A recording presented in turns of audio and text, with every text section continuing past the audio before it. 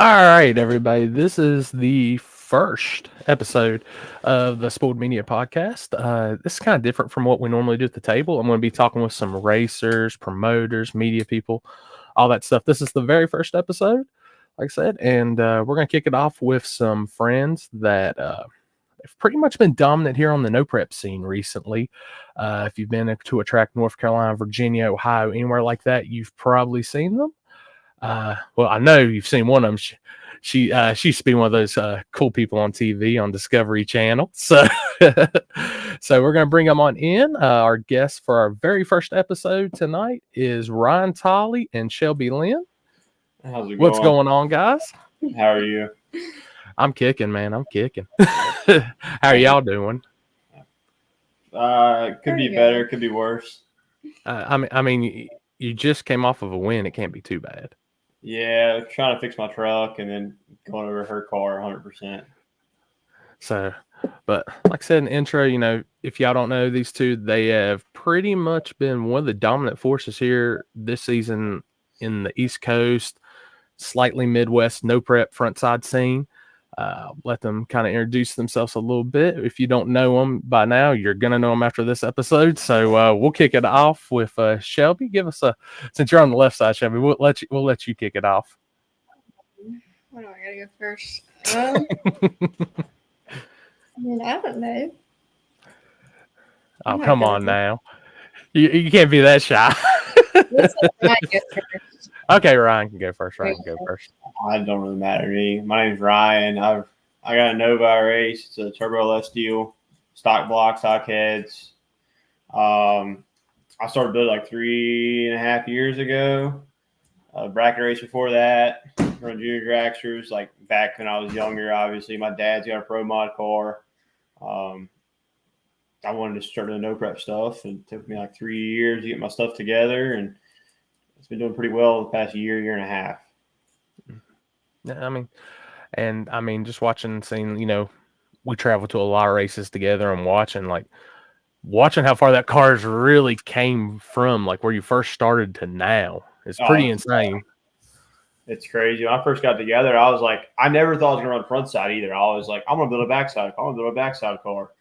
And it progressed from like when I started building it. It took me a while, obviously time and money. And I really wouldn't do any of it without, help from my boss and his dad, Don and Jason Kowalski. I mean, if it weren't for them, I wouldn't have nothing I have. They helped me out tremendously with the chassis and the motor stuff and all that. It really went from like when I first started building, it was around the Digger Die original rules, which is like stock firewall, stock floor pans.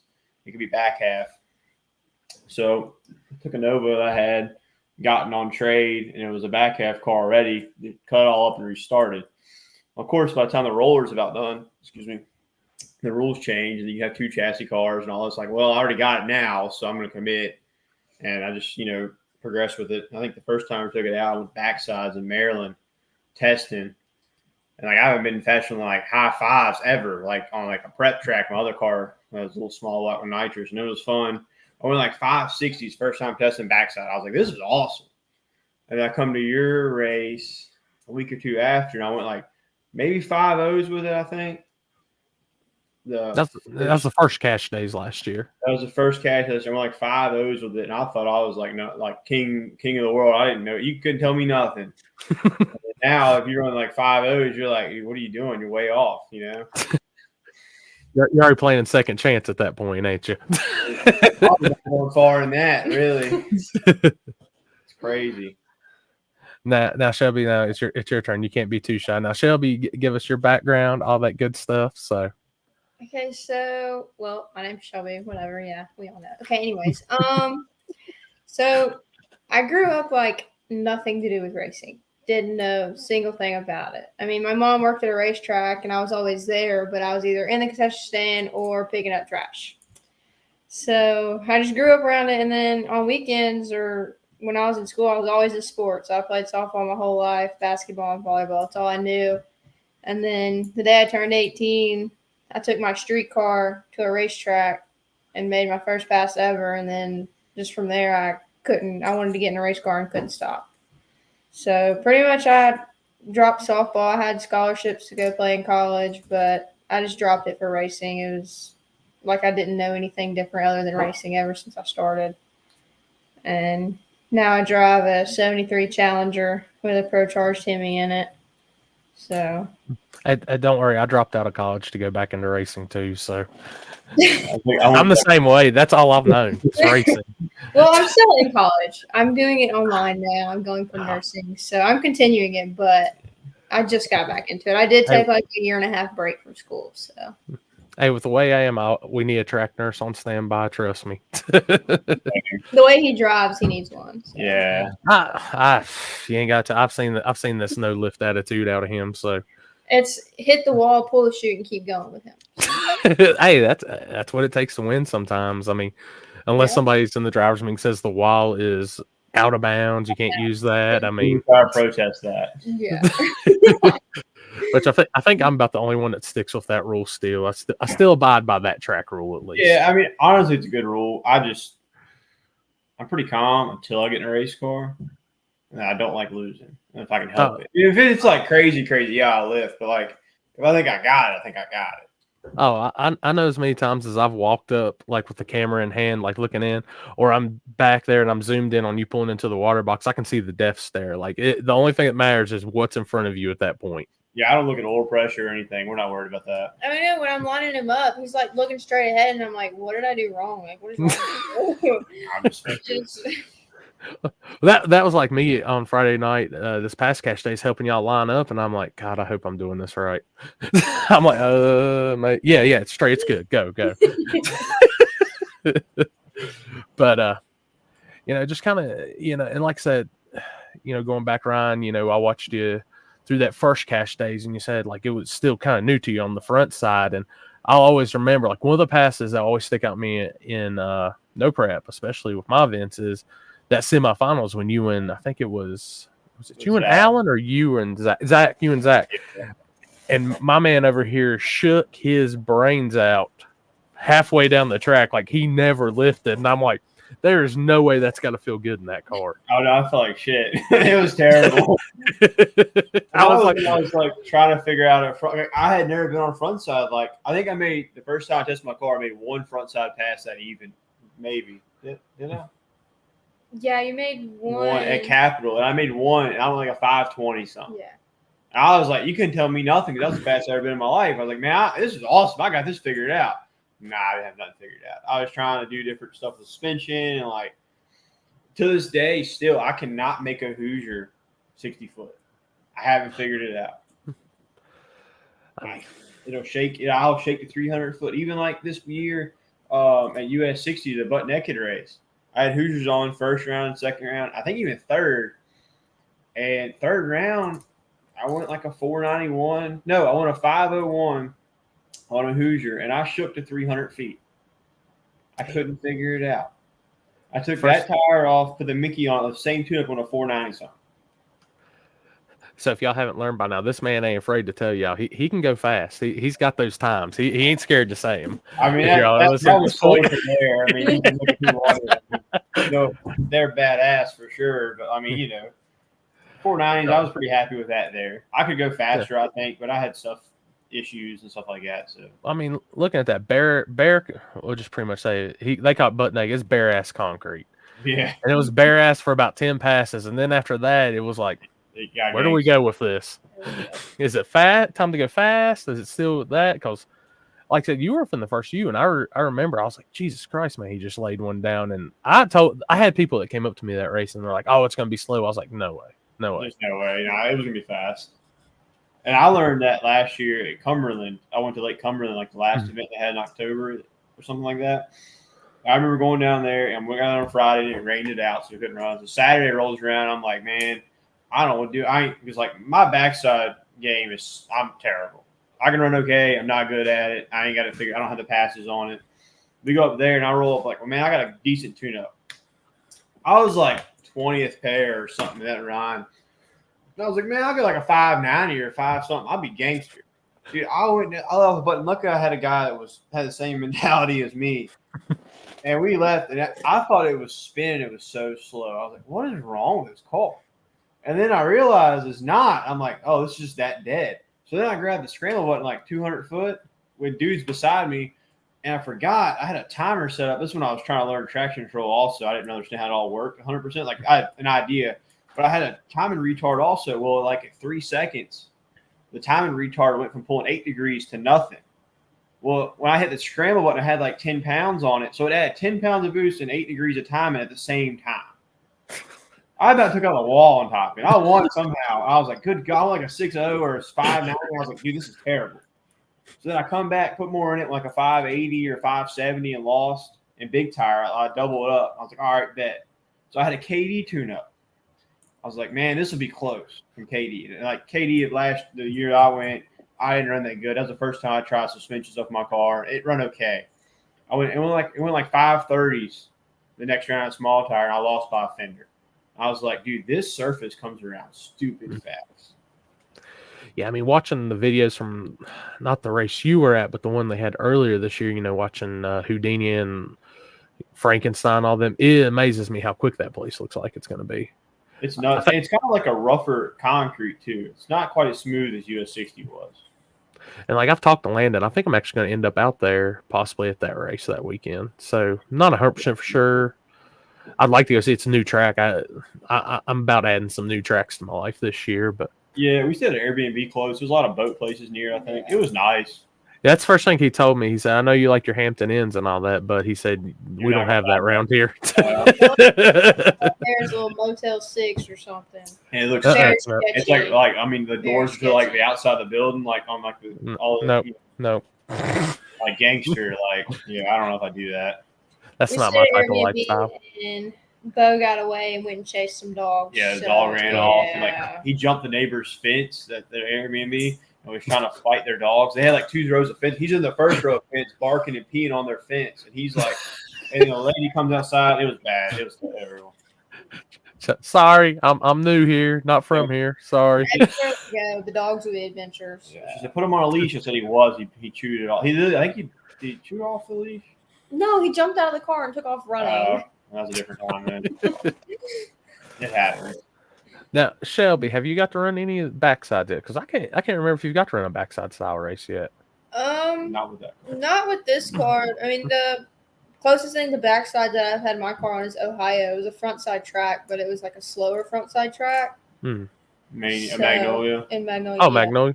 Yeah. Which that's slow. I mean, them dips do get kind of nasty out there. Yeah, they do. Especially left like the whole lane, like a road's away to nothing. It's crazy. And then like at the wasn't on top end in the right lane, there's just cones where you have to like merge to the left because the water comes over. That's awesome. Dude, I've literally tried my best. Like, Chris, you need to have a backside race up there. He was like, no. I'm like, why not? I said, dude, that's the most terrible shut down surface I've ever seen. It looks like shells and chunks of rocks and Coburn was worse. Yeah. You think Twin River was worse? Absolutely, dude. I about wadded myself around like 6.0s up there. It was terrible. I've never in my life pulled my parachute on a run 6.0. I was like, what is wrong with me? Why am I here? I'm not gonna say who talked you into going down there, but yeah. I don't know who that was.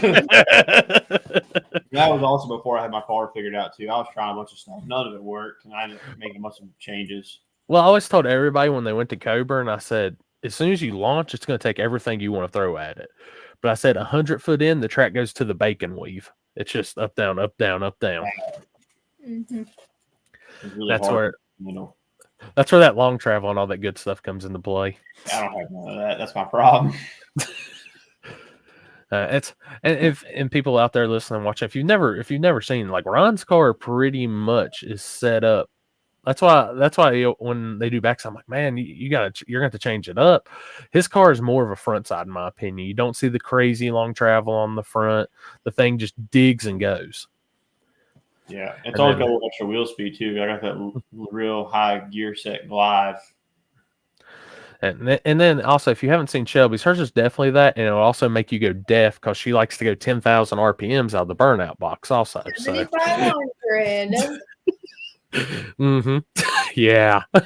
I'm standing on the side while the zoomies come by. Yeah. Rough. I just like to go long burnouts, nothing short. Can't be short.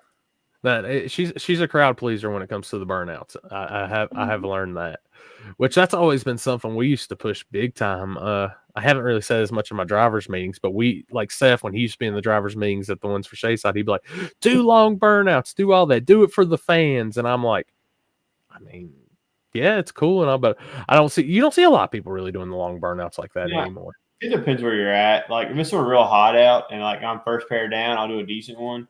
If it's not too hot out, I'll do 60 foot or close. I mean, it depends where you go. If somewhere really clean and nice, and like if I'm first pair down, yeah, I will. I'll put something down. But like the other night we were on at Summer Duck, I was kind of pissed off in the finals anyway. I get like that. As the night goes on, I get more and more aggravated. And just I don't know why. I'm not trying to be mean. That's the way I am. So I did a long burnout because it was just something fun to do. Plus, I ain't been running in a while. I did a long burnout. Like honestly, it was probably 100, 200 foot. That was stupid. I shouldn't have done that. And I backed up real slow and let it cool off some before I would try to leave. Yeah, just just a few minutes ago, I seen the teaser that Dirty Dollars put together, and you and Tabor running. That was dude. Tabor came out gangster on that pass. I was like, oh shit, here we go. Which I got to talk to Ken the next day, and I got seen your picture, and I talked to you Saturday night, and I was talking to Ken, and I was like, and them front side guys, he was like, he was on a tear. I was like, yeah. And he said, and then Shelby had to go add some new graphics to the front of her car. Now is that Gorilla Tape, duct tape, or that was Walmart brand? We were out of Gorilla. Walmart brand. Yeah, it doesn't stick that good. So that's... yeah. So what happened on that, Shelby? Let's hear from the driver on that end. I don't know, like it all happened so fast. Like I went through top end, like I honestly ran way faster than we thought the car would off the trailer. Pull the chutes, and like I guess as I pull the chutes, I'm hitting a big bump or something, and it just upset the car really bad, and it just went to sliding. You got the hopping. Yeah. And who was the tuner that made it really fast off the trailer? Not an accident. I thought it was close, but I didn't expect it to mile an hour as much as it did. Especially like the racetrack. There's nothing wrong with the racetrack. The racetrack's great. It is short and it's a turn to it. When you see that turn, you kind of freak out a little bit. So like I didn't expect it to run the mile an hour it did. It's honestly a really heavy car. People don't think it is, but it's got steel doors still on it. The front cap's like 95 pounds. Yeah, somebody took like 3 different front ends, like fiberglass them together. It's like an inch thick in spots. It's just it's rough. And honestly, being that thick, it actually helped it like not hurt anything on the front cap. So, give it that little bit of extra protection cushion. Yeah. Like if you take the front cap off the car, you would never know anything happened to it. Like it didn't hurt anything. Other than it been a strut, which we found out later. It kept going right. She managed to run after that next round. It went right like 400 foot. She's like, "What's wrong? I don't know." And she run me. I think it ate some rocks too. It's down a couple cylinders. Got some leaked down by some valves. So I'm gonna take a motor apart and just clean it, freshen it up. You know, just check it all out because it costs so much. It's no need to shortcut that. Oh yeah. Don't feel bad, Shelby. I wrecked a couple times with my little cars on Saturday, so I've got 2 shocks in there waiting to be put back together. So, but you know, we're talking about some sketchy situations and just kind of let's hear out of all the no preps y'all did in the past 2 years, which has been the sketchiest track. Now, I want to hear each of your answers, not just a combined answer. You go first. I don't really know, like sketchy, like. See, I haven't been to as many tracks as he's been to, so it's for me. I would say probably Ohio because of how bumpy it was. Okay. Because like his car, he's been to Coburn and stuff like that. I don't even think I would ever imagine taking my car there. Honestly, wouldn't do it. Couldn't pay me to do it. Don't worry about it. Yeah. Anyway, like I want to go to KD, but I'd tear up the hole underneath of my car because it sits so low. Yeah. It would probably get grinded a little bit. I knocked the whole 4-link bracket hole off my car up there. Yeah. You can still go back and watch the videos of the sparks every time up the hill. I see it every time I crawl into the car. I'm like, God, that's rough. But I would definitely have to say Magnolia for me. That's been bad. It wasn't bad, but you got to think where I've been. I think Sketchiest place I've been front side would definitely be Decker Boys when in October or November we went. It was so cold. And like I've been a lot of places in my car and I've ever driven in a lot. All of us have. But when you go somewhere and like it was dead hooked ready to rock and like 200 foot, 300 foot, it just takes a right turn. And I let out of it. Most time you let out of it, you can feel it start to regain some traction. You can kind of drive it. It was like I was on ice. That place was that was the sketchiest front side I think I've been through. Now I'm not saying the summertime wouldn't be different. I wouldn't maybe think about going back if it worked out. But that time of year, I'm good. That was nasty. I know since the last time we're there, when was it? Back in it was April. That was the last time down there, and they did that little bit of glue to it and made it kind of like a slick tire race. It was a lot better than that. You didn't have the dust, you didn't have none of that nonsense. It was just literally cars going down the track. Chris Woods that had the white S10, that ran cash days. Dudes pulling double wheel stands the whole way down the track and just rolling, and he was on a radial. That's nuts. I mean, it wasn't bad. It was a cool place. I mean, I like going. It was sketchy as far as that goes. It reminds me of 710. I know like how it was polished to begin with, and now they're grinding it, which I think they're still working on trying to get everything to where it's that perfect. That what's kind of like how what's the track US 60 was with that sandpaper kind of feel to it. So now, what's a sketchy? Now you said sketchy backside. Now I got to hear this one. I mean, sketchy backside. I don't know. I wouldn't count Coburn. I mean, does Coburn count as backside? I think it's a middle side. It's kind of a little bit of both. I've only raced on one backside. She raced my car at Capital on backside. But it's actually really good. The sketchiest backside I've been to, I mean, it can be sketchy, but dig or die is really tricky. I don't think it's really sketchy per se, but it's tricky. Yeah, that's like they have the same thing kind of when I was doing it at Darlington. Look for the poured walls. It's actually probably one of the safer backsides. Yeah, I'm not going back here. I can't. I can't do it. I have not had stuff set up, and I have not had the patience to do that. It's kind of like, and that's something I've told people. Like I've had others ask me, "You ever thought about getting back into the backside stuff?" And I'm like, I like going and filming it, but I said, I love go fast shit. And, where I started out was in radial stuff, and this is kind of going down to the slick stuff again, but I like seeing the faster slick stuff. I mean, I'd probably say Cash Days was probably one of the faster no preps on the East Coast this past time, even with all the rain we got. It was fast. Sunday, it slowed down a lot midday as the track was just hot and there's no cars on it trying to maintain any of it, especially semis and finals. Slow down a considerable amount, but honestly, the tracks, it gets that hot, it's hard to keep anything that's so good. And that place has such a good base to it. It comes back quick. So, and just going, in the finals of Cash Days, it couldn't have worked out better for y'all. I mean, yeah. Both y'all in the finals. And what was funny is when I looked over and I seen your dad was in Shelby's lane, and I kind of laughed about it, and I said, I know why you're over here in Shelby's lane. And he said, why? I said, because she's got a blower. Pretty much. She hates the turbo stuff. But and ever since I think the first time, which I think I may have seen y'all a few times back in Motor Mile in the old 10.5 days, like the Chevelle days. Yeah, we used to run big tire up there a bunch. That was when I started going a lot when I was younger. Mm-hmm. And then in Shady Sides where I really met y'all and got to talking with y'all and stuff and the pro mod stuff. Now, which are you more a fan of, the pro mod racing or the no prep racing? I like no prep stuff more. Basically, the pro mod stuff, the money's kind of ruined it. It has 110% ruined it. Now, my dad loves it. That's what he wants to do. Actually, we're going to try to get his car running later this week and maybe try to go test within the next week or so. He's really anxious, so that's great. I would rather go run a no prep race because I spend way less money total for the weekend to run for more money. Yeah. And it's not really about the money at this point. Like, it's just the thing about it is, like the pro mod stuff, you're trying to blow it up every run, but trying to make the whole racetrack the whole run. All it's got to go is 660 feet. If it goes 661 feet and blows up, that's okay. It's really hard to do it. And the money's unmatched. You got guys that can go out there and test all week. That's all they do is test for a week straight. blow everything up, get it all rebuilt, and getting ready to rock for the next race. If I blow it up one time real good, I'm done for a while. You know, we don't have the money to keep having extra motors and stuff. So that's where it just gets disheartening because you know you can't have the budget to do it.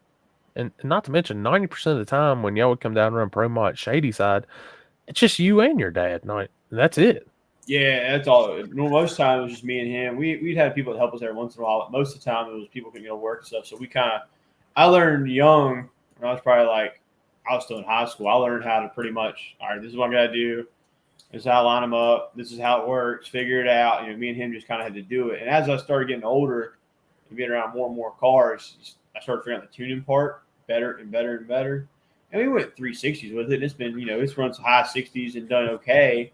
But, we got to have some older motor combo stuff or getting some newer stuff to try.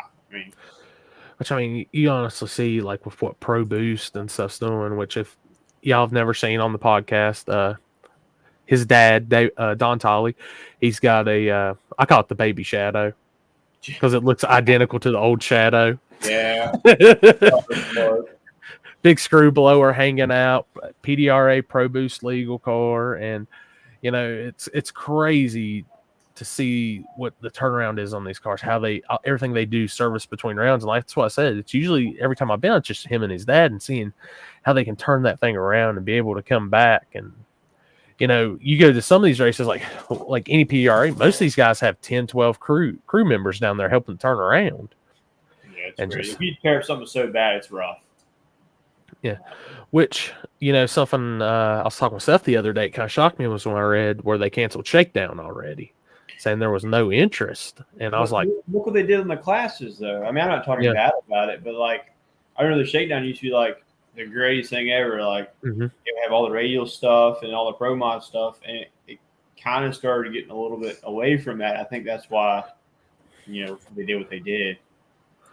To see, to read and hear that there was that, especially, what was I telling myself, with it being VMP and man, they didn't have the turn. That blew my mind, honestly.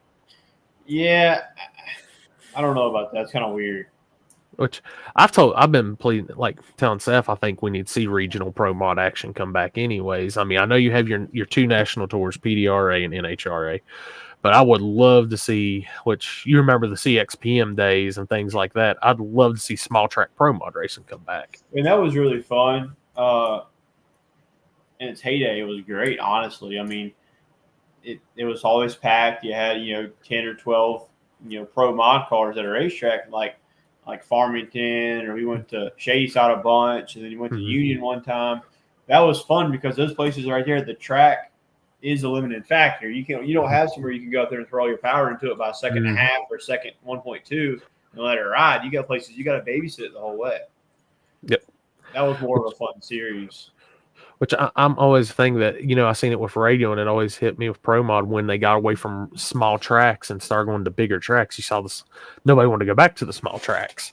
Yeah, and I think that's where if some of these series would just go back to small track racing, I think it'd be a huge gain for them, in my opinion.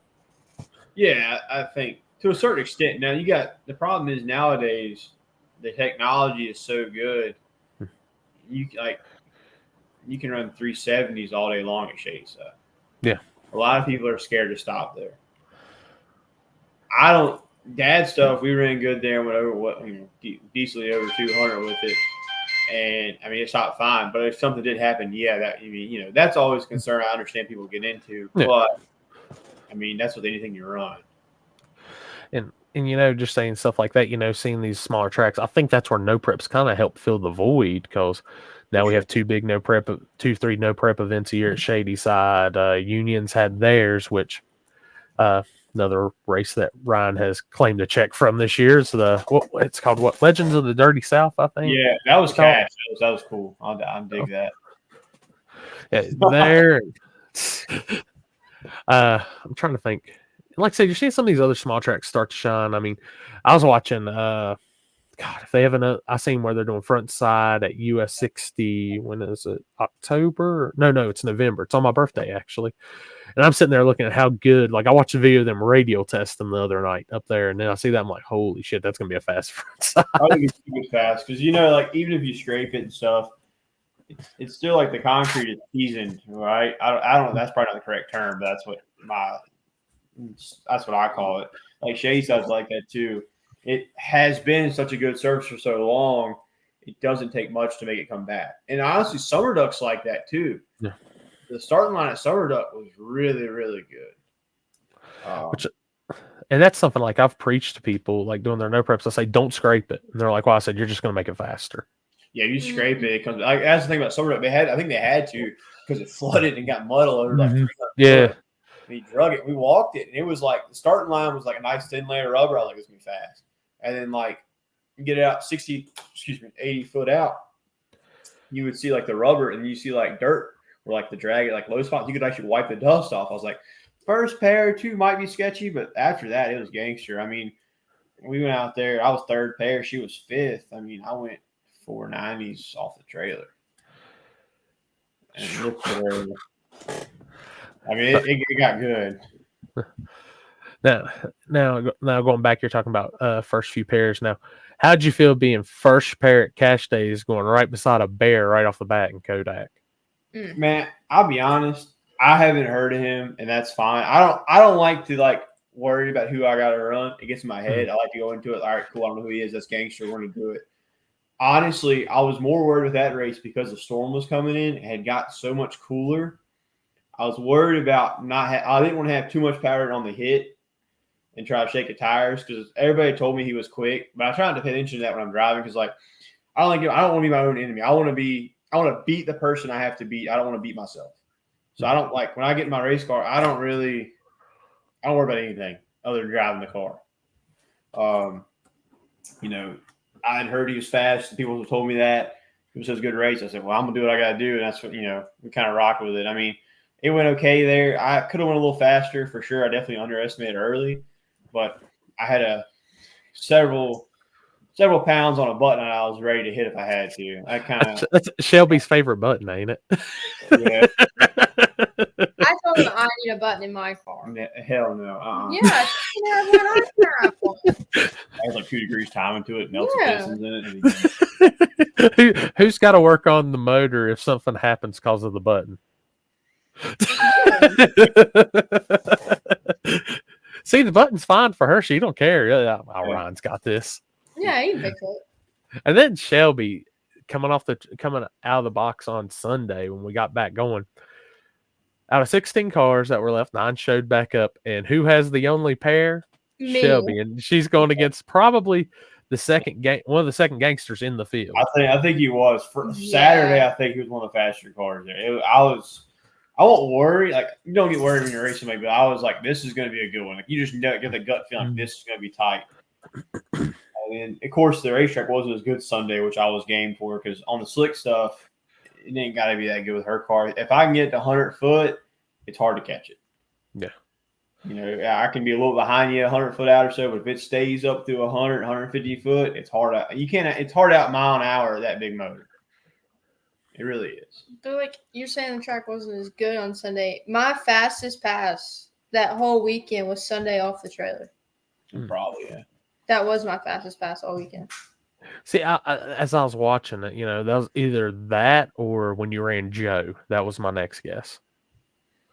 I was faster off the trailer than when I ran Joe. As the day went on, it slowed down more and more each pass. And I don't know how you and Joe like perfectly timed your buy runs beside each other. Both Pro Chargers just screaming, coming by, sounding like a Top Fuel race going down in the valley. It was wild. And I mean, I think a lot, like I was talking to Lana, I don't know if a lot was pointing your way on that deal either, and because Joe had been running good, but that just showed how crazy this racing can be. I mean, he gets out 100 foot, knocks the tire off, and then it's like, oh shit, here we go. Yeah. So, let me get y'all's perspective, see what y'all think. Now, which do you like better? Since we've had 2 similar races, we've had these 2 races at Shady Side, and I know people listening to this isn't just about Shady Side. This is the only way I can do it because I know they ran on both. We had the light prep race and we had the no prep race. Which surface do you like better? No prep for sure. Both of our cars are set up for it more. The problem with the light prep there is like gangster prep anywhere else you go. That's just the way it is. I mean, Right. there's not taking the thing, not being in any way towards anybody, but that place, like prep, I don't have my car doesn't have enough power. Her car's too heavy. I just feel like when you prep a racetrack, it's fastest car on the property is going to win. When it's a no prep, it's more of a challenge for every car there. Like it's more of an even playing field than a prep racetrack. I mean, and what was crazy is like watching you, like your car the whole weekend, it was making hits, it was doing good. And like that craziness of the sun going down, track gets stupid tight, and you get out there and dude, you're all like the back end. Oh God, here I was like, oh God, just don't put it in the wall, Shelby. It didn't like it. The air got really good too right then, and I missed that part of it. My car doesn't change as much with that, but I also don't think there's power. So like, it's hard to tune two cars and run two at the same time, and that's where I'm getting better with it. I've gotten better since then for sure, but it's just the air changes her stuff so much. And what's crazy is I think like with the air changing like that, it would be more of a harder turn for the turbo than the Pro Charger car. She gets such a big motor. Yeah. I got it. It's a little bit fat anyway, but when it gets like that, it doesn't. It gets a little on the leaner side, and it just loves it. It gets. It's hard to keep it controlled. So I know I talked to you, and you said you were. Did y'all try the bigger Pro Charger this past weekend on it, or was it still on the same as Shady Side? It was still on the same one as Shady Side. We never changed it. Okay. That's on the playbook. We gotta get everything else right first. And it's gonna be a little bit of time now to get the car 100 and waiting on some shocks for a couple of weeks and stuff. So it happens.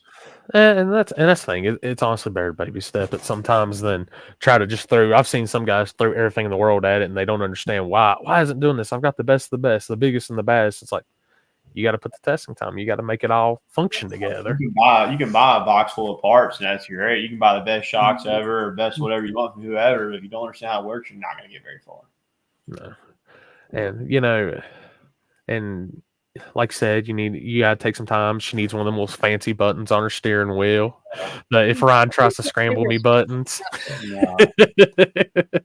He only likes to scramble against me, nobody else. No, I just watch. I used to every run and care. When I blew my new motor up at the beginning of the year, I realized, that's expensive. I can't do that. So now I just have it as a safety. And if I feel, if it's tight, I'll grab it early and we're going to ride it out to the end. That's what we got. But if I ain't got to hit it, I ain't going to hit it. So let me rewind everybody back to earlier this spring at Elk Creek Dragway. It's these two in the semifinals. And you see Ryan get the jump on her, and you can see that big Hemi just chugging right back towards him, and all of a sudden you see that just little bit of play from Ryan. Only time I hit the scramble button all weekend. Yeah, I mashed it. This is right. 5 or 7 pounds. I hit all of it. That's why if I'd have had one, it'd have just kept on going around. She shot me. By me. When we went through, I thought she won. Really, in mile an hour is so hard. It's crazy. I mean, even that where I stand and film out there, where I'm maybe 100, 120 foot out, just to see like how hard that car comes through. And I was filming. I was like, "Oh, here we go. She's coming." Oh, he did it. It's nuts. If it's near you at 330, it's rough. Mile an hour is so hard. The back split's nuts. I mean, it'll have 10, 15 more mile an hour than I have. It's nuts. But we're kind of getting here. We're a little later in the season. We'll get Shelby's end of this answer on this question when she comes back. But we still got more races. Oh, sorry, we still got more races stacking up. What race are you looking for here as we get into the latter part of summer and the beginning of fall? Probably the next big one, I think. Well, bigger one. So I've been going to the Roxborough ones they have on Friday nights. Once a month. It's a back half only deal. It's like an hour and a half from my house, so it's like really worth hitting. They got one of those coming up like next weekend, maybe a weekend after. I might go on that Friday and hit that. That's like a little local deal. I think I've won them. Knock on wood, so far I've won them all. Mm-hmm. And it's a fun race. And it's preps, but it's still decent enough that I can do all right in. I'll probably hit that, and then the next big one, bigger one, will probably be that last 30 South one at Union in September. I'll probably hit that. Maybe take both cars if we can. If not, we'll just take one. Then you got MPK coming up in Rockingham, yeah. That's coming in what, October? October 11th, weekend after my birthday. And I got invited to that backside race at 7:10. That's yeah, Friday or Saturday. So that's the same weekend as whatchamacallit, Landon's. Yeah, I forgot about that. So I'm not sure. I like to go to the backside race if it works out, because I heard that place is stupid fast. Mm-hmm. I heard guys like ungodly fast there. I like to go there and mess around. There's a race coming up soon down there, I think. Yeah, they've got 2 weeks, I think. Yeah, might see what correlates. I mean, that's the craziness right now, and that's something like I was talking to. Like I just talked with some other people about, and they asked me a question: how do we keep this from being oversaturated? And I'm like, keep it. It is. I mean, I get message requests like every day, at least several times a week, of people like, "Hey, man, or like, they'll send me something I don't know, like message requests from whoever, and I'll open it, and it'll be like, "Send me a race flyer." And like most of them are like way far away. I'm like, dude, I can't afford to drive that far now. I got bought a house in November. It's got a lot going on. I can't really do all that. But like, there's so much stuff going on right now. It's nuts. And a lot of people don't believe me when I tell them, like, just in like the area we travel, we have 4 to 5 choices every weekend. I mean, we don't have to go that far outside to go to a race. Like, I know media wise, I don't. Race wise, no prep race. Jesus Christ, there's one every 2 tracks. I mean, yeah, like you can do no prep race anywhere around here. Well, you can drive within 6 hours and run probably 4 or 5 different places. And on any given weekend, you can rate your race within 6 hours anywhere around here too, if you wanted to. Easily, so probably way less than 6, really. Now it's like this weekend, you got, I think Elk Creek's got a race Saturday. Excuse me. And then you got Turbo John's got a race at Kinston. And then Pageland has a race too. This Saturday? Yeah. How much that pay? I think it does. It's I gotta keep on top at 8 cores. I might look into that. Because we were gonna take mine. Oh, Pageland. Okay, I'm with you. Yeah, it's the makeup. It's the makeup one from that last Friday too. I went on brakes. I just Friday. ordered brakes. I don't know if I'll be here or not. So I might be sidelined because of that, but it's okay. You always got the blower car. I mean, yeah, I got working between her car and my dad. So there's 3 places you can run this weekend. It's crazy. yeah, and the thing is, if you look at it, literally time frame, they're not even that far away from each other. A few hours max. Yeah, it's like maybe an hour difference max at each one. If we went one to the other, really, I don't know. I ain't ever been to Kinston. I saw he's got a race. It just depends on work and really money at the moment. I got to fix my truck too. I ain't got that fixed yet. So, just another question that got asked me, and I'm gonna pass it on also due to like you right in here in this. They said, what really brings in the racers to a no prep? What makes you look at something, catches your eye, saying, I want to go race at that place? When you have so many choices of races you can go to. What's guaranteed? Guaranteed. Yeah, I'll go with that. Like, obviously, no one's going to get rich racing. I understand that. Yeah. But you got to think of it as, if we go somewhere, most of the time we're bringing 2 cars. It's a lot of money to get there, a lot of money there. I want to go somewhere that, I think I have a good chance of going to. So more front side races at the moment. That's just where, that's really where I'm at. And I like going places that have different people I haven't raced before. That's why this weekend I went to Summered Up. I knew a lot of guys from up north were coming down. I said, that'll be a good time to go. It'll be a good place to race different people. I like the racetrack. I like the dude that runs it. I like Ken. I was like, man, we should do that. That's kind of where we chose that versus going to like Knoxville or something. Not saying Knoxville wasn't good or anything. It's just, and it was a whole lot closer. Yeah. Well, you're pretty much 2 hours from your house. Summer Duck is what you said. Somewhere in that range. 3. 3, yeah. 3. 2 hours and 50 minutes. Yeah, it was 3. No, and that's the thing is, like, I tell people, like, that's something I've always said is they've asked me about my races. I used to do buy-in and just say I would add a couple thousand on top. Now, I'd rather just guarantee the money personally. I think that's more attract the racers more, in my opinion, is they see what money they're getting. It's there, it's being paid. They know it's when you pull in that gate, you know the money's there. Right. Yeah, because like if not, I mean, all this is a gamble, yeah, but like you spend so much to do it, you want to know it's a decent prize versus doing it. Versus, I mean, what we're doing here, there's a chance you could wad your car up. A chance you could blow. It's all there's all these different variables that go into it. So like, I don't know, it means more, I guess, if a little money's involved. Not trying to be greedy or anything, but that's just kind of what I look at it personally. Well, even though it's a hobby for us, we still have to look at it as a business in a sense, because like you have to have hotel rooms, like say fuel to get to the events. You're not exactly pulling the smallest trailer in the world no more. It's not as simple as it used to be. No, it's a lot that goes into it, and that's kind of that really is what I decided on. Like this year, we traveled, went to US 60, run that race. That was cool. And we went to a couple different places like that and made some travel. Like went to Magnolia, that was fun. But I'll be honest with you, most of the time traveling like that, it's really just hard to justify if there's something closer that pays okay money. Mm-hmm.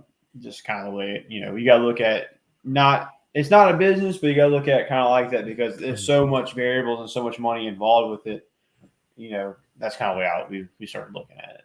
So what Ryan is saying, guys, if Coburn opens up tomorrow and it's 20,000 guaranteed, it's going in the box.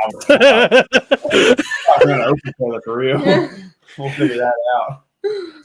So let's see. Another good question, I was sitting here thinking about for y'all is and it's a question for each of y'all. So who has been your toughest opponent, toughest race this season so far? Go first. I don't know what I think about it. Toughest person in a race that you raced against, or you think tough to beat? Toughest you've raced against this year. You can't say me either, so don't say that. Yeah, you can't say each other. I was really I think my closest race this year that I've had was against Joe at Elk Creek, and the margin of victory was 002 against me and Joe at Elk Creek. Yeah, that was a good race. I remember, like I said, we were screaming right by me. We were slow as shit that runs before. We had some electrical stuff that we figured it out, and then I guessed on that tune-up, and then we picked up like a 10th and a half. I was like, oh. When it left, we're like 60 foot. I was like, oh, shit. It's out. Drive. Please make it. Yeah. I want to say my toughest, I'll be honest, Bradshaw at Union. I won my 001. And anywhere you go, them dudes on the property, him and Charles, you can't take nothing you can't take them for granted at all. And honestly, I've gotten closer with them as far as talking and all. And I don't think they hate me as much. I don't think they ever hate me. I just like talking with them. I like talking shit to Charles. He's pretty funny. Them dudes, man, you can't hate them at all. And just they put the work in. They really do. I have nothing but respect for all of them. If you go somewhere with them, you know it's going to be a drag race. Yep. And honestly, that's all I want to do when I go somewhere. I don't want to be given races. If I go somewhere, I want to earn what I've got to do whatever. You know what I mean? Definitely, Bradshaw is my closest, toughest race this year. And he's got times before. Excuse me. So my one time getting them doesn't equate to much. Yeah, like I said, you go over to pits, talk to him. You got Jarrett, big hulking over there, and you got Charles, little dude, just joking around. Like it's kind of like you got Jordan over there. Like, y'all want to bet on draggy times? Like, no. Oh, dude, if you walk in their pit, they'll bet on anything. Jordan don't care. Like, no. What was it, Wilkesboro? When it started raining, he was like, we'll just bet draggy times. We'll bet winning on draggy time. I'm like, dude, I'm going home. No. They're wild. They're really cool guys. I didn't have to take them before. Everywhere you go, you hear people like, man, dude, they're badass. We might as well load up now. I'm like, I don't like that because if I'm going to be like that, I'm not going to bring my car anywhere, right? Yeah. There's no need to even have my race car. I'll sell it. I'm done with it. Then you show up somewhere like that, I want to run good. I want to earn whatever rounds I got to run. Do I want to run them first round off the trailer? Not really. Well, I mean, it's whatever.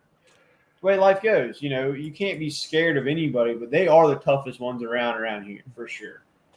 Yeah, I had that same thing hit me Saturday night when we're at Shayside doing the RC stuff, and I see Cody Offenbecker and Tim Teague roll up. I'm like, man, and they're in the same class. I'm like, come on now. Like, I got to be on my game, I guess. I ain't loading up and going home. So it makes you a better driver and tuner and everything. It gets your whole program better, whether you like it or not. I mean, that's just, because we all do this. We're competitive. So we're not, when you get somebody that's got their game together, it makes you either A, figure out how to do it, or B, you spend more money to buy something better to do it with. You grow more through losses and going against stiffer competition than you will any day just beating up on the same people, taking the easier route. I've always said that. And then you learn how to try stuff. Yeah. It makes me really focus on the tree and actually cut a good light. Because I'm terrible at cutting lights, let's just be honest. Yeah. You're just if nobody's seen this like I did the other day at Shady Side when they're rolling Ryan's car out of the trailer and Shelby's in it and you can only see half of her head over the door sill and I'm like, what? And then they tell us, when she gets in the right lane, her car she can't see the tree hardly and all this and I'm just like, poor girl. We'll get her an iPad or something so she can look around the pillar. Oh, what was it? Alex Laughlin did that where he had the camera and had the screen right dead in the center. I'm like, but the problem is, I've learned, does it have a delay? Yeah, does it have a delay in it? Is it gonna? So, an Australian pro mod racing, them dudes have mirrors. They have one guy after a run. He his whole if they sit on the right side in the car, his job that dude is to clean the mirrors and shit. That's how because they have to go around the blowers to see the tree in the right lane if they're in the right side. They have mirrors so they can see it. It's nuts. I ain't no way I'd wad it up in the burnout. There's no way. I couldn't do it. You see, it's funny you say the Australians, and it's that's the only thing you expect is a 27-foot tall blower coming out of everything they own over there. Yeah, so yeah, that's why I dig it. Ain't nothing wrong. I mean, blower stuff gangster. It's just hard on parts.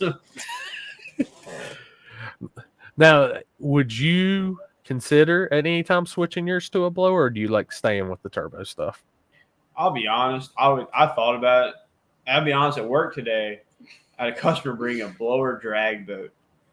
I had we had to get it running. It's mechanical, a big block, conventional head motor. It's a nostalgia drag boat, and we had sent the whole fuel system off. Had to get just a barrel down and get it run. I was like, all right, that's cool. Got it running, cleared the motor out of it, revved it up. I'm dude, this thing's bad. I was like, man, I thought about putting a blower in my car. Then I realized, my LS motor is probably not going to last very long with that. I'm probably not going to crank that thing first run.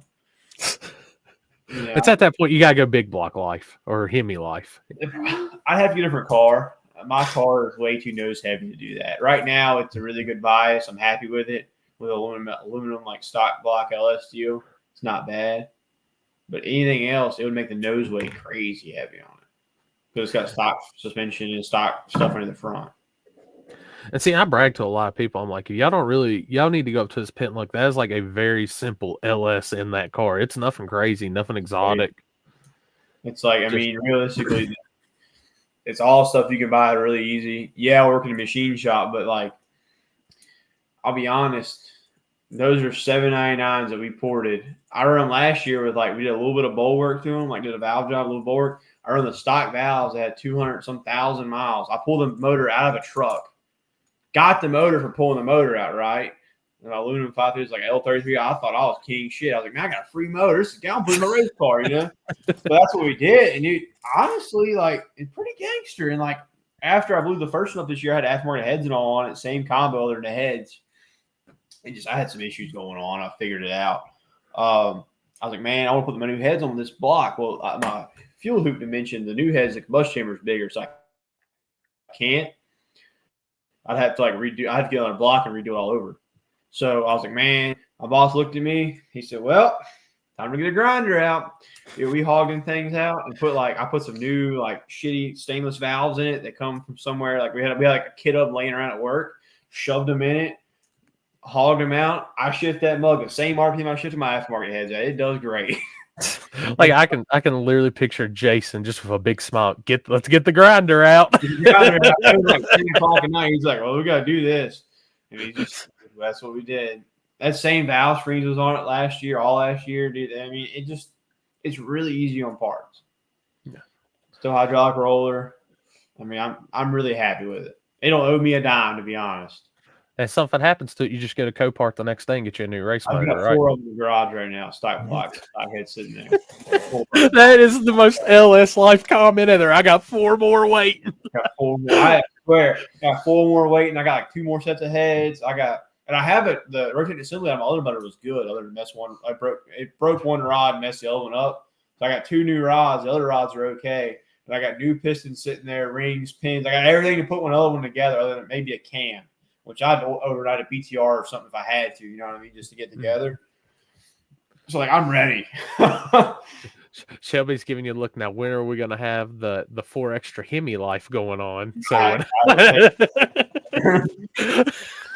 just want 4 extra blocks. I hear you. That's rough. What was it? The craziest thing I think I've ever seen is when I went to Georgia one year, and that's when Stevie still had the Mustang Shadow or an RVW, and they had like 126 extra pistons in the truck just waiting to go. Like, Jesus Christ, That's not fun. No, I'm like, man, y'all are racing too hard. If that's the life you got to live, I'm not about that life. I'd rather be easy on my shit. Like Dad's car last year. First time out at Galot, off the trailer went a 369. That was great. Well, at 3.4, he melted a piston.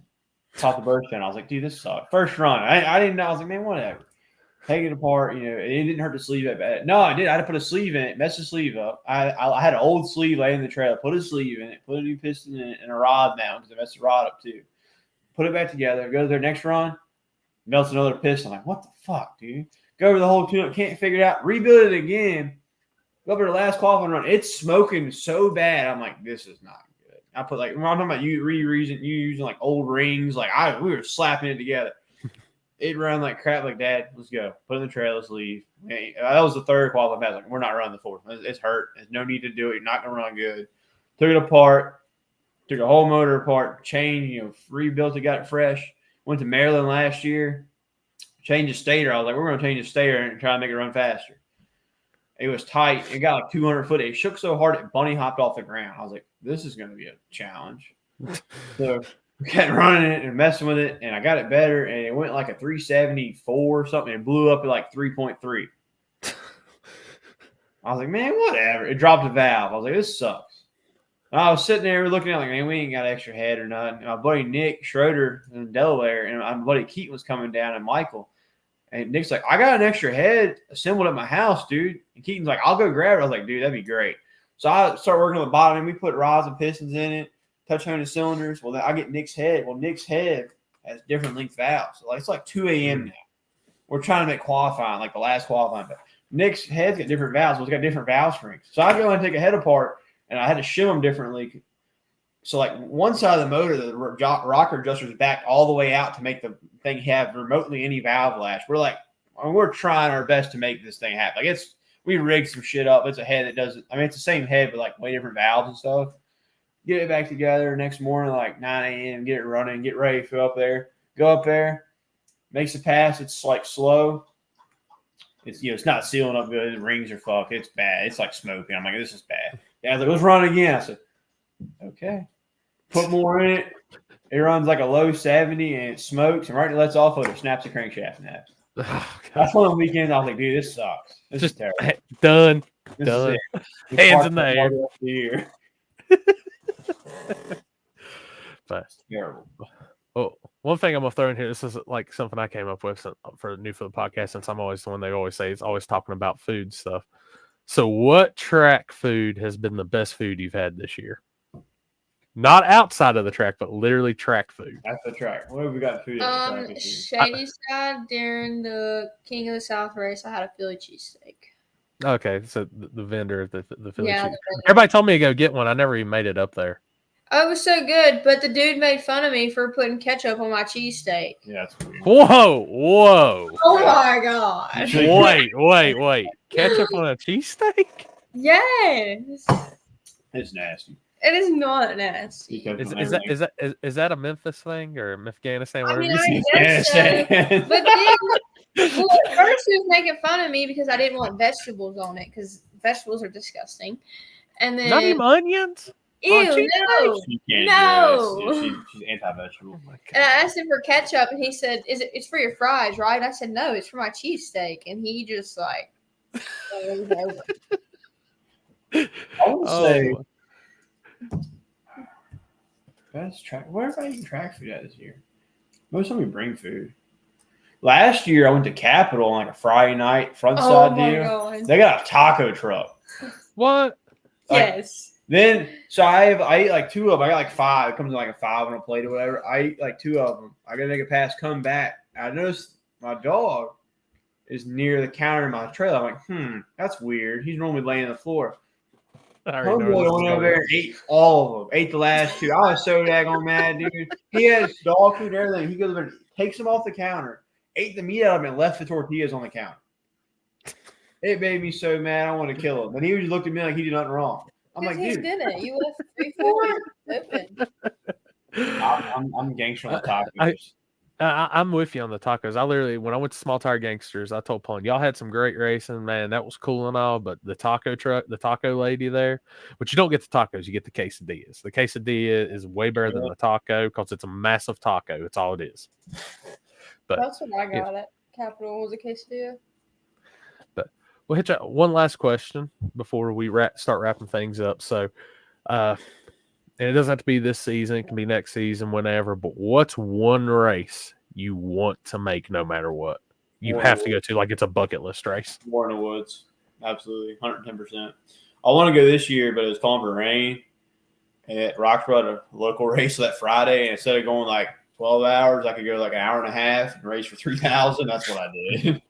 I mean, oh, trust me, I was up there for the all night race and all morning. That's the bucket list. Don't they have one come September sometime? Yep. It's the week after Hillbilly National, so like the 13th, 14th, I want to say. I got to be there on Thursday. I know we're doing table live, so. But I think it's 13th and 14th. The weekend after Union. After Union. Mm-hmm. Woo! I better fix my truck and her car. You put All right. 136 on it. God dang. All right, so that's right. That is a bucket list deal. All right, Shelby, what's on yours? I want to go to Dig or Die. She wants to go backside racing. Dig or Die and Gulfport is where I want to go. Yeah, it was a big race in Gulfport. When is it? It's at the end of November.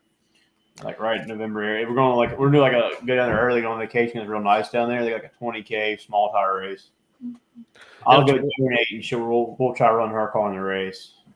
And I was thinking, now you've ran at Dyersburg, right? That's gangster. Yeah, I seen they got 10K free entry this weekend. That's so far away from my house. So 10.5 to 11 hours for us? Yeah. See, I don't know how far it is. I know Matt's wanted me to come down there for a race. I'm like, man, I don't know how far it is, but if I can make it one day, I will. I got into the finals last year against Isaac, and that place was wild. When I got there, everybody's like, man, this place is fast. And that was part of my learning curve of what fast was. So we get there, because we went the night before, or day before, we were on the street in Memphis. And I come down to see her for like a week, go to that race, and then arm drop somewhere like after that. The week following, I was like a vacation. Well, I drive all day down there, and it's like Friday night, and he's like, hey, we're going to go on the street, get your car, and we'll bring your car too. I'm like, dude, what?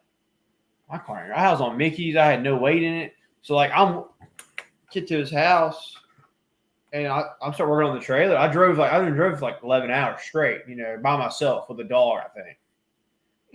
Yeah, I had the dog by myself 11 hours straight. My rough. I was feeling like hell. So I go and I had like 80 pounds, like easily throw my car. I threw 80 pounds in my car. I went to the street that night, and like Memphis Street is not a normal street. That's a street like you see in Texas or like way out there. Like they got some food vendors. You got the people out. Like the track trailers coming by. It's industrial park, and it's like track trailers. You let them over, they'll go through, and you're on. That's the street they just put on 1320. They're racing the donks at. Yeah, it's nuts. Like it's wild. You don't go unless you know somebody. Like it's a little wild out there, but it's really good. And like they're out there running and playing around. They had they didn't really have a cash days. Luckily didn't want to run. He's like, make a hit in your car. So I guessed the tune up. I had like a 130, 60 foot on the street out there. I got like 200 foot. And I grabbed the scramble and started spinning. I let off. And I went like a 580. So I was like, dude, this place is crazy. I get back, put it in the trailer. I think the cops didn't come. We left. But they had like food vendors out there. Like they had lights set up. They had like the big grills. They were smoking like ribs and stuff. I'm like, what? And where am I at? Oh, dude. But like there, the cops don't do anything. They just show up, turn their lights on, tell you to leave, then they leave, and then you keep racing. Yeah. And then went to Dyersburg the next day. And I remember going there, and everybody's like, "This place is." Everyone told me it was sketchy, but it was fast. We get there, and it's like bare concrete, looking at some rubber to like 80, 100 foot out. I'm like, "Good gosh!" And the guys I was parked beside, I told him how to run. Like, dude, he's got the track record here. I'm like, I've never heard of this guy. Whatever. And he's on radials. Like, he ain't no way he's running fast out there. I'll put some more power in it. I'm like, all right, we're gonna see what happens. And I beat dude by like a car or so, and I was like, dude, this place is wild. It's like that was my first real experience in like a bare concrete surface, and then the shutdown is super short. Like 2 or 3 people like wrecked. Like can't stop. Yes, I don't know if that was the same race, but I seen where Isaac and then went to the cornfield or whatever it was That right was at the end. One. Yeah, and then the dude raced at 4 cars. He jumped the light, guessed the light on his Instagram, guessed the light, and I run down as they're going through. I don't know if he like forgot to like grab his chute or whatever. But like I'm like stopping and like I don't. Of course, I'm like focused on myself. I'm stopping, pulling the chute, and as I'm pulling the chute and slowing down, there's like a light coming through the side of my car. I'm like, what is that light? I look over, dude's in the grass, headlights looking at me sliding. I'm like, oh, fuck. Like, I'm freaking out. I'm like, dude, this is not good. Well, that happens, and he goes, like, hits a bankman, like, the car lays on its side, and he, like, it didn't roll or nothing. I roll up, get up, help him get out. I'm like, dude, what in the world? It freaked me out because I was like, where is these lights coming from? I haven't seen this all night. I'm not stupid. No, I told him his headlights pointed at me. I'm like, oh, shit. Another crazy day in no prep racing. So actually, the car had a Carolina No Time sticker on the back of it. I talked to him around before. I was like, dude, he's like, we bought it somewhere. I was like, that's gangster. Like, I think it's a gold Fox body. I think I've seen it before around. Okay. It was pretty cool. Awesome. But, we're going to start wrapping this up. Like I said, guys, is there any sponsors, anybody y'all want to thank? Yeah, I mean, honestly, we couldn't. Neither one of us could do this without like Quality Race Engines from my boss and his dad. Both of them help us out tremendously. Maximum Racing Oil helps us out some, oils and stuff. We order a lot of stuff through Summit, stuff like that. And I know where I get all my motors from. Cunningham's. I get all my motors from Scrap Harper Road. They hook me up pretty good. I bought so many this year. I've got parts up to ask. This man getting his race motors at the junkyard. I give him under $200K if I can. If they got $199, he don't want it. It's got to be 200 or better. You got anybody else you want to throw in, Shelby? Our parents help us out a lot too. Yeah. I'd say mom. Yeah, mom. This is a lot. Yeah, parents help out a lot. I remember when your mom came up and all the people's on the starting line at the 50K race, and she's like, "There's too many." I'm like, "I got this. Move, people, move." Like, unless you want your eardrums blew out, clip by Zoomy, any of that, move. That place was crazy on starting line. It was people everywhere. It's because she knows how I am in a burnout. I'll go sideways in a heartbeat. Oh, I'll take it from the filming guy that stood there and be like, "Oh shit, here we go." But yeah, but guys, definitely enjoyed talking to you. I'll probably see you at track here soon. I'm getting back to filming this weekend. I'm going to radio stuff this weekend, so I know that's not y'all's stuff, but probably next couple weekends I'll see y'all again here soon. So yeah, appreciate y'all tuning in. Everybody listening in, y'all get a chance out there. Check out Ryan Shelby's Pits. Shelby and Ryan, they always got shirts for sale up top, like wherever they're parked at. I say up top because I'm just used to them being on the third level at Shady Side. No place to put the trailer at. Yeah. they got that long trailer parking now. So, yeah. But make sure to support them. They're out here. They're tearing up races, and if you see them and you're at a race, you're racing in, you see them pull in, you better be ready because, like I said, this is probably two of the most dominant on the East Coast right now on the front side scene. So. Appreciate y'all coming in and chatting for a little bit. Appreciate everybody tuning in, and we will catch y'all on the next podcast. Thank you. Thank you.